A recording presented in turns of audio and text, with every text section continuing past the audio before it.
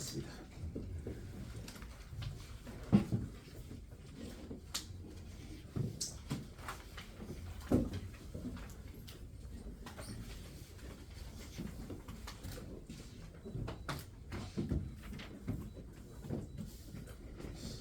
지금부터 시작하도록 하겠습니다.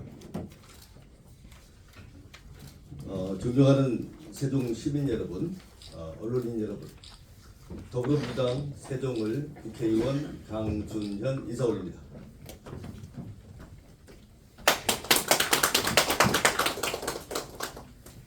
갑진년 청룡의 해가 밝았습니다.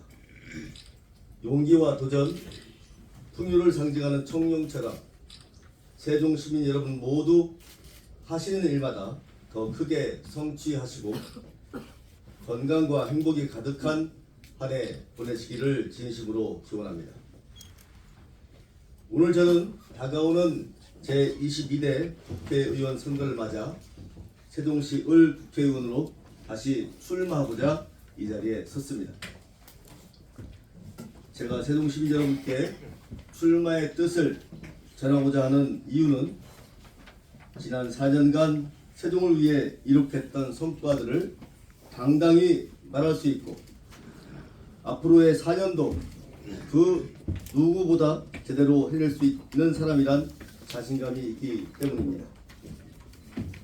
지난 4년은 입법, 행정, 사법의 3권 체계를 갖춰 완전한 행정수도 세종을 향한 큰 그림을 그리는 설계한 시간이었습니다.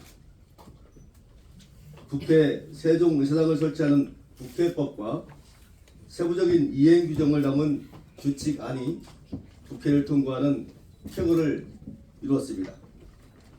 그 과정에서 저는 국회 운영위원회 의원으로 국회 세종의사당 법률과 규칙을 심의하며 국회 문턱을 넘는 데 힘써왔습니다. 또한 대통령 세종 집무실을 설치하는 신행정수도 특별법을 대표 발의하고 당론 채택에 이어 국회 본회의 통과까지 이끌었습니다. 그 밖에도 세종시 재정특례법을 대표 발의해서 두 차례에 걸쳐 2026년까지 연장하고 약 5,600억 원의 재정을 확보했으며 세종지방법원 설치 법안도 대표 발의해 국회 심의 과정에서 대법원장의 긍정적 답변을 받아내는 성과를 이뤄냈습니다. 그리고 지난 4년은 세종이 살기 좋은 도시로 거듭나는 과정이기도 했습니다. 세종 스마트 국가산업단지 유치와 공공주택지구 조성, 충청권 광역철도망 계획 등 도시 인프라 확충 사업도 단계적으로 성사시키며 세종이 충청권을 대표하는 복합도시로 거듭나는 발판을 만들었습니다. 그럼에도 세종시 건설은 현재 진행형입니다. 세종을 완전한 행정수도로 만들고 시민들이 살기 좋은 세종을 꾸려가기 위한 절차를 성공적으로 완수해야 합니다. 무엇보다도 우리 세종시가 당면한 제일 큰 문제는 인구 유입과 도시 성장이 지체되고 있다는 사실입니다. 지난해 세종시 인구 증가율은 0.8%였습니다. 세종시 출범 이후 가장 낮은 증가율이자 최초의 0%대 기록입니다. 인구가 늘어나지 못하고 있는 것은 그만큼 도시의 성장 동력과 활력이 정체됐음을 뜻합니다. 따라서 지금 세종의 가장 중요한 과제는 중장기적으로 인구 유입을 증대시키고 세종이 수도권 일극 해소와 국가균형 발전의 중심지로 거듭나게 하는 것입니다. 이를 위해 저는 첫째, 경제 중심 세종을 제1의 과제로 삼아 추진하겠습니다. 대표적으로 세종 국가산업단지에 대기업을 유치해 세종의 경제 부흥과 실질적인 일자리 창출 효과를 유도해 내겠습니다.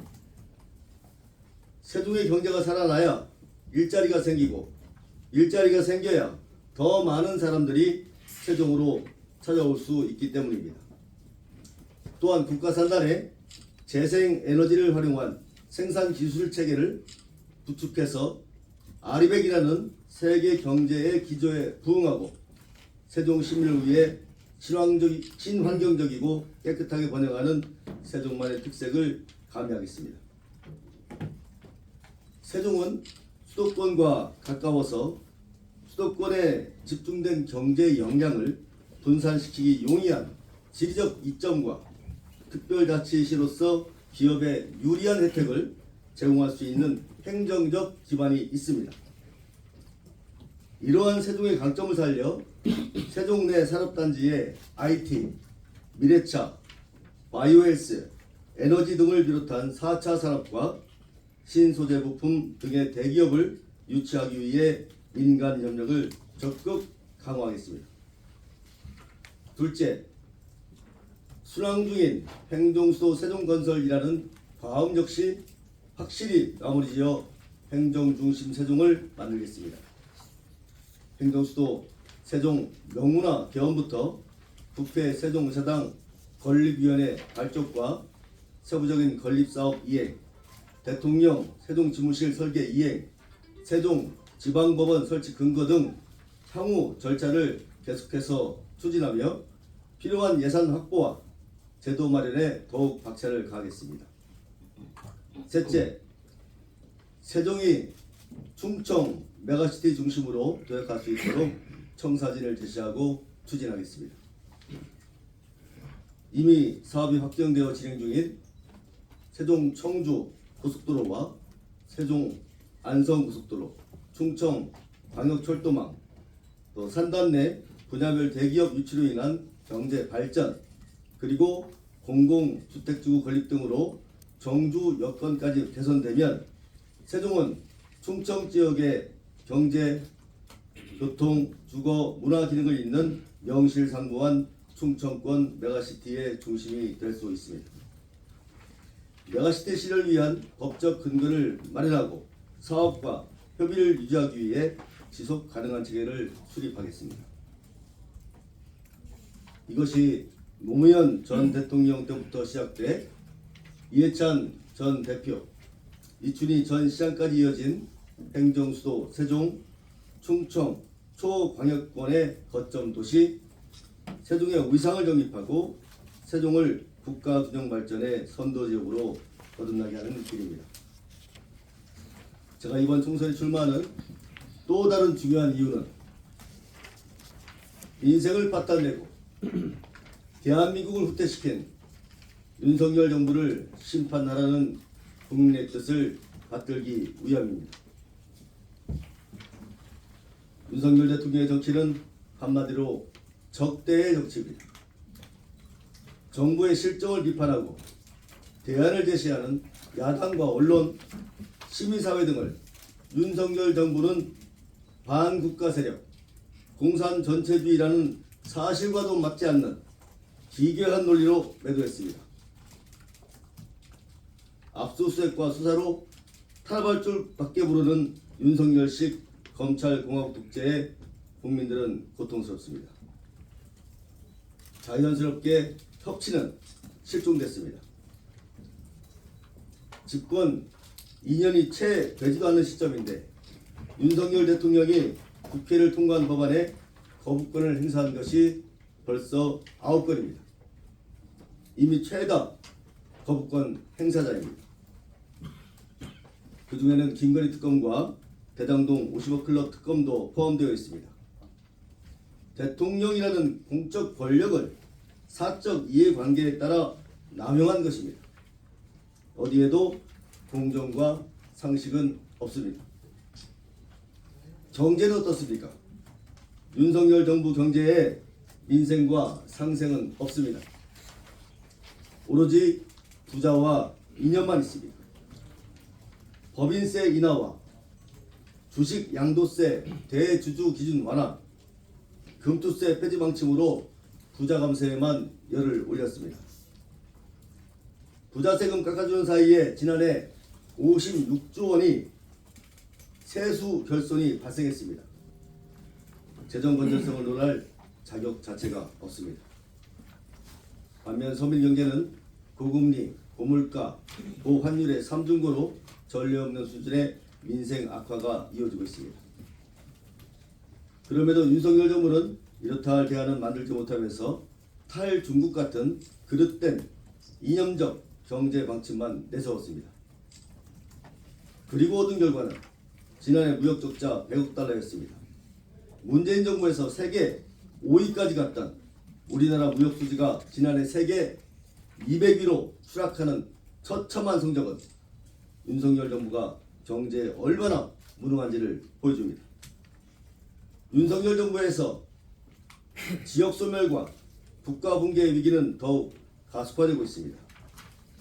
올해 출생률이 0.6명대까지 추락할 것이라는 공포스러운 예측이 나오고 있습니다. 이런 현실은 국가 기능의 수도권 편중화에 따라서 경쟁이 과열되면서 일자리는 줄어들고 삶의 질은 저하되는 악순환에서 비롯되는 현상입니다. 미래를 꿈꾸기 어려운 청년들에게 결혼과 출산은 여전히 사치입니다. 이제 출생률을 제고할 수 있는 유일한 방법은 보편적 출생 지원입니다. 양육부터 교육까지 안정적으로 제공할 수 있는 환경을 조성해야 합니다. 이는 국가 역량이 지역적으로 균형 있게 분산되는 토대가 구축될 때 가장 효율적으로 이루어질 수 있습니다. 그러나 윤석열 정부는 메가시티 서울에만 집착하면서 김포를 비롯한 경기도의 서울 편입과 부동산 재건축 기준 완화 등의 방점을 두고 있습니다. 이것은 전혀 현실성이 없는 총선용 메아리이자 수도권 집중을 부추기는 망국적 행위입니다. 더 이상은 안 됩니다. 무능하고 무지한 것도 모자라서 그 책임까지 다른 사람에게 떠넘기는 데만 급급한 윤석열 정부의 오만함을 반드시 심판해야 합니다. 낡은 정치를 새로운 정치로 만드는 힘은 국민에게 있다. 노무현 전 대통령의 말씀처럼 이제 함께 일어나야 합니다. 다시 새로워야 할 세상을 위해, 더 밝은 세종의 미래를 위해 다가오는 총선에서 저 강준현이 국민과 세종 시민과 함께 뛰겠습니다. 지난 4년 세종 시민께서 맡겨주신 권한을 한순간도 소홀히 하지 않고 열심히 일했습니다. 세종 시민께서 보내주시는 성원이 이를 입증합니다. 하지만 결코 안주하지 않겠습니다.